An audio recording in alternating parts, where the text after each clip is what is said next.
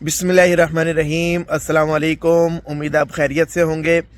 आज की वीडियो हम उन क्लाइंट्स के लिए बनाना चाह रहे हैं जिनकी डिमांड ये होती है कि हम प्रॉपर्टी में अगर इन्वेस्ट करें तो हमें अच्छा रिटर्न आना चाहिए, वो रेंटल इनकम की फॉर्म में हो या वो एप्रिसिएशन की फॉर्म में हो। बस प्रॉपर्टी की वैल्यू बढ़नी चाहिए या उससे हमें इतनी कमाई होनी चाहिए कि हमें पता लगे कि इन्फ्लेशन को भी हमने बीट कर दिया और हमें किसी और इन्वेस्टमेंट से ज़्यादा रियल एस्टेट ने बेनिफिट दिया।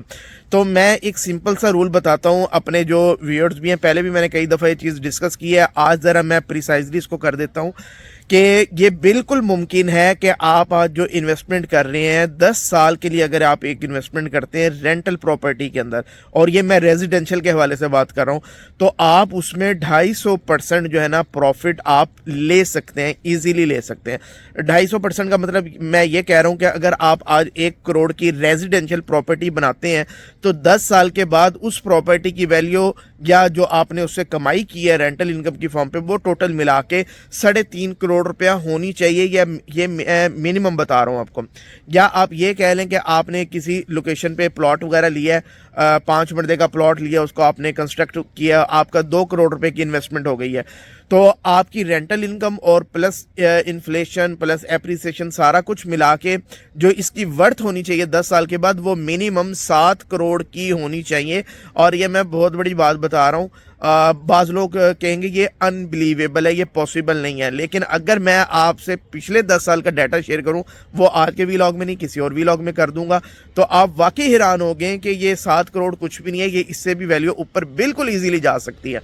अच्छा, इसको अब आपने वीडियो को अच्छी तरह एंड तक देखना है, हर पॉइंट को आपने समझना है ताकि कोई कंफ्यूजन ना रहे, ताकि इसके बाद भी कोई पॉइंट अगर रह जाता है तो वो कमेंट में आप लाजमी अपना पॉइंट ऑफ व्यू भी दे सकते हैं, कोई कंफ्यूजन है वो भी आप पूछ सकते हैं। पहली बात ये कि प्रॉपर्टी की वैल्यू कैसे ऊपर जाती है, ये कैसे बेनिफिट देती है, आप 3 फैक्टर समझ लें। एक, इन्फ्लेशन जो है, महंगाई हो जाती है, उसकी वजह से जो कंस्ट्रक्शन कॉस्ट है या प्लॉट की प्राइसेस है ये ऊपर चली जाती है, एक फैक्टर ये ऐड होता है। दूसरे नंबर पे आपने जब एक प्रॉपर्टी तैयार कर ली है तो वो रेंट पे जाएगी, ठीक है, वो रेंट से आपको इनकम करके देगी, दूसरा अर्निंग का सोर्स ये हो गया, उससे आपकी प्रॉपर्टी की वैल्यू बढ़ गई। तीसरे नंबर पे जो एप्रिसिएशन है ना, इन 2 फैक्टर्स के अलावा, इन्फ्लेशन रेंटल इनकम के अलावा जो एप्रिसिएशन है वो आपकी प्रॉपर्टी की होगी, हर साल होगी वो। अच्छा, एप्रिसिएशन का क्या मतलब है? मैं कह रहा हूं कि आपकी प्रॉपर्टी पड़ी पड़ी महंगी होनी चाहिए। आज अगर आपकी प्रॉपर्टी 1 करोड़ की है तो इसको 10 साल के बाद 1 करोड़ की नहीं होना चाहिए, ठीक है। इन्फ्लेशन का फैक्टर निकाल दें, आप रेंटल इनकम जो की है वो निकाल दें, इसके अलावा इसको अप्रिशिएट करना चाहिए, मैं ये कह रहा हूं। अच्छा, टोटल मिला के ये 25% की जो एवरेज है ना, इसके हिसाब से आपका रिटर्न आना चाहिए। अब क्या मतलब इस बात का, मैं आपको थोड़ा सा समझा देता हूं कि मिसाल के तौर पे 10 से 12% जो इन्फ्लेशन है वो हर साल होती ही होती है, ठीक है। एक तो फैक्टर आपने ये ऐड कर लेना। दूसरे नंबर पे 3% से लेके 5% तक, वो डिफरेंट एरियाज में ये डिफरेंट वेरी करता है, और जैसे जैसे वक्त गुजरता है एक एरिया डेवलप होता है तो ये रेंटल की जो वैल्यू है ये 3% से इंक्रीज करते करते 4 पे जाती है, और एक वक्त आता है ये 5 को भी टच कर जाती है। तो 3 से 5% के दरमियान ये आपको जो है ना पर एनम ये आपको ग्रोथ देगी। अब दोनों अगर आप मिलाएं, इन्फ्लेशन और रेंटल इनकम, तो आपको ऑन एवरेज 15% जो है ना यहाँ से एक तो ये गेन आपको मिलना ही मिलना चाहिए, ठीक हो गया। इसके अलावा कौन सा गेन आपको मिलना चाहिए, वो मैं कह रहा हूँ एप्रिसिएशन का गेन मिलना चाहिए। एप्रिसिएशन किस बेस पे होगी आपकी प्रॉपर्टी की? वो इस बेस पे होगी एरिया डेवलपमेंट। आपका जो जिस सोसाइटी में या जिस इलाके में आपका घर है वो डेवलप हो गया, उसके अंदर एमेनिटीज़ आ गई हैं। उसमें एमेनिटीज़ से क्या मतलब है कि वहाँ पे बिजली वगैरह मौजूद हो, सीवरेज का प्रॉपर सिस्टम हो, प्रॉपर रोड्स वगैरह हो, प्रॉपर वहाँ पे स्कूल वगैरह चीज़ें बन जाएं, पार्क्स वगैरह हो, मसाजिद वगैरह हो, कमर्शियल मार्केट्स हो, ये सारी चीज़ें आपकी वहाँ पे मौजूद हों।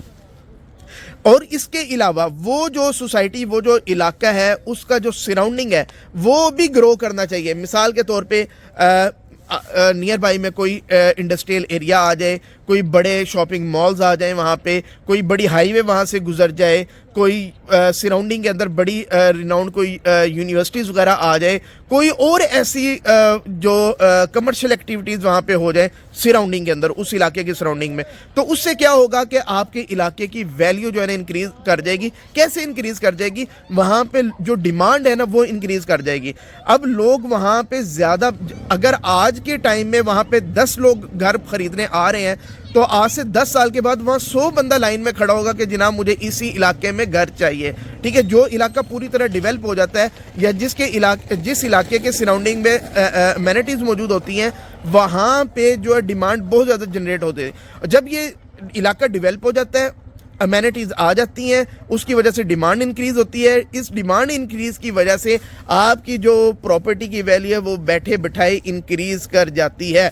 जो प्रॉपर्टी का ऑनर होता है तो वो अपनी मर्ज़ी की प्राइस जो है ना वो डिमांड करता है। अच्छा, इसका जो फैक्टर है मैंने बड़ी ही मोहतात उसकी कैलकुलेशंस के बाद ये निकाला है, और ये किसी बुक में नहीं है, ये मैंने पूरा लाहौर का 10 साल का डाटा इसको एनालाइज करने के बाद मैं इस नतीजे पे पहुंचा हूं कि मिनिमम जो है 10% जो है ना ऑन एवरेज आपको एप्रिसिएशन की मद में आना चाहिए। 10 से 12% इन्फ्लेशन का फैक्टर ऐड करना है, 3 से 5% आपका रेंटल का, टोटल मिला के 15, और 10% ऑन एवरेज आपने एप्रिसिएशन का ऐड करना है। ये टोटल बन जाता है 25%। अब आपने 10 साल में देखना है कि ऑन एवरेज जो है, किसी साल ये फैक्टर कम भी हो सकता है, एप्रिसिएशन शुरू के सालों में कम होगी, लेकिन जैसे जैसे वक्त गुजरता जाएगा, 5 साल 6 साल 7 साल, ये फैक्टर इंक्रीज होता जाएगा। शुरू के सालों में शायद आपको 5% 6% एप्रिसिएशन मिले, लेकिन आने वाले सालों में शायद ये 15% तक पहुंच जाए। तो टोटल मिला के इसको 25% के हिसाब से आपकी प्रॉपर्टी की वैल्यू बढ़नी चाहिए। अच्छा, प्रॉपर्टी 25% का मतलब है कि 1 करोड़ की आपने इन्वेस्टमेंट की है, हर साल 25% आप ऐड करें तो 2.5 करोड़ रुपया ये ऐड होता है। तो 1 करोड़ की प्रॉपर्टी को 3.5 करोड़ में कन्वर्ट होना चाहिए, और अगर मैं बात करूं 2 करोड़ की प्रॉपर्टी है उसको 7 करोड़ में कन्वर्ट होना चाहिए। अब जो 7 करोड़ कैसे, वैसे सोचने में लगेगा कि पॉसिबल नहीं है, लेकिन पॉसिबल है। आपका जो ऑन एवरेज रेंटल इनकम है वो तकरीबन 4.5 से 5% जाएगा। ठीक है, शुरू के सालों में ये 3.5% जाएगा, फिर 4%, फिर एक वक्त आएगा कि ये 5% को भी क्रॉस कर जाएगा।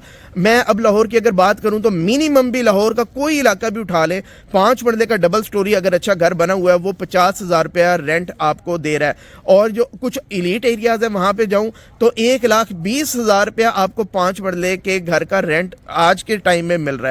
तो मैं ये कह रहा हूं कि शुरू के सालों में अगर आपको 50,000 रेंट मिल रहा है, आहिस्ता आहिस्ता ये ग्रो करता जाएगा और ये एक टाइम आएगा ये 1 लाख से ऊपर क्रॉस कर जाएगा। तो हम ऑन एवरेज रख लेते हैं जी 80,000 रुपया जी आपका घर जो है ना वो थ्रू आउट देता रहे ऑन एवरेज जो है, यानी कि हर साल 10 लाख रुपया ये घर आपको कमा के देता रहे।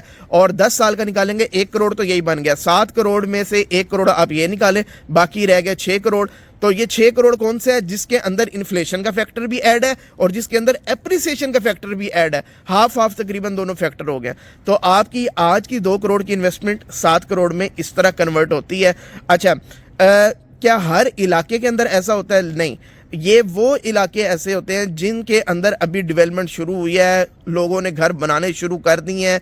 ये वहाँ का मैं फैक्टर बता रहा हूँ। अगर एक इलाका पहले ही सैचुरेट हो गया तो वो तो पहले आपको प्रॉपर्टी बहुत ज़्यादा कॉस्टली मिलेगी। वो जिसने अर्न करना था वो पहले कमा के निकल गया, इस प्रॉपर्टी से जूस निकल गया। अब इन्वेस्टर को ऐसी जगह इन्वेस्ट नहीं करना, उसको उस जगह इन्वेस्ट करना है कि जहां आज डेवलपमेंट उसको नज़र आना शुरू हो गई है, लोग आके आज घर बनाना शुरू हो गए हैं, तो वहाँ पे वो इन्वेस्ट करे, वहाँ से उसको इंशाल्लाह बेनिफिट मिलेगा। लेकिन एक इलाका पहले इतना महंगा हो गया, प्लॉट पहले इतना महंगा है, अगर पहले ही आपको 80-90 1 करोड़ का प्लॉट मिल रहा है और उसके ऊपर इतनी बड़ी कंस्ट्रक्शन कॉस्ट भी यानी सारा आना है, तो आपने उसमें से जो कमाना है वो आपका मार्जिन कम हो जाता है। ठीक है, तो उम्मीद है कि आपको ये वीडियो पसंद आई होगी। ये प्रॉपर्टी की जो रेजिडेंशियल के हवाले से प्योरली वीडियो थी और ये 10 साल का मॉडल मैंने आपके साथ शेयर किया। इंशाल्लाह आगे कमर्शियल के हवाले से भी शेयर करेंगे और 10 साल से आगे 20 साल तक अगर आपने प्रोलॉन्ग करना है इस इन्वेस्टमेंट को, वो फ्लिपिंग की भी हो सकते हैं या कंपाउंडिंग इफेक्ट, दोनों के ऊपर बात हो सकती है। तो कमेंट में लाजमी बताइएगा, इंशाल्लाह उस टॉपिक के ऊपर भी हम बात करेंगे। इन्वेस्टर ग्रुप का लिंक आ रहा है डिस्क्रिप्शन में, उसको लाजमी ज्वाइन करें। और अगर आपने चैनल को सब्सक्राइब नहीं किया तो चैनल को लाजमी सब्सक्राइब कीजिएगा। Thank you very much.